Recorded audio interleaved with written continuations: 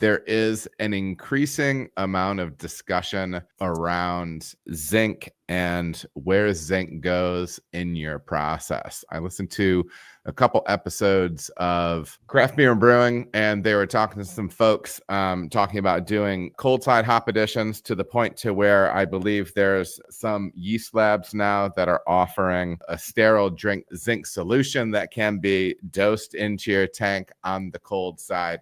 I'd be very interested to hear what your thoughts as far as zinc, because, we've been talking about nutrients and whatnot, and there's some folks that, I've learned quite a bit from, that have had some pretty good success in the industry, talking about the advantages that they've seen by taking their zinc dosage to the cold side. Can you talk to me a little bit about that? Yeah. Shout out White Labs for selling sterile zinc solution. That was genius.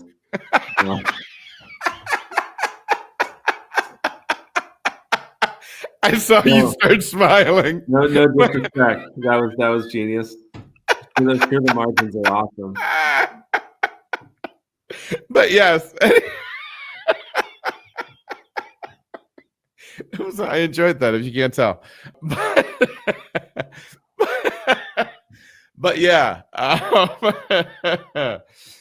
And so another layer on it. So I know some folks that have had their wort tested when they do all of their nutrient on the hot side. They seem to get results that say that they're at least leaving a portion of that behind, potentially in the trube, in the break material. That kind of rounds out that question, because it sounds like what could potentially be happening is people think they're getting X amount of zinc through their hot side addition, but they're potentially getting as little as 50% of that because of hang up in the trube. Is that nonsense, or? No, that's not nonsense at all. I mean, there's basically two schools of thought with zinc addition. One is, just dose it as a sterile solution into the cold side. That does work quite well. You can make a zinc sulfate solution and sterile filter it, use that. You can do it on the hot side too. You do lose some to the trubs. So the other school of thought is overbuild the zinc in the hot side, because at the end of the day, it's not that expensive. Have an assumption about how much you lose, and you might even lose 70 or 80% of it,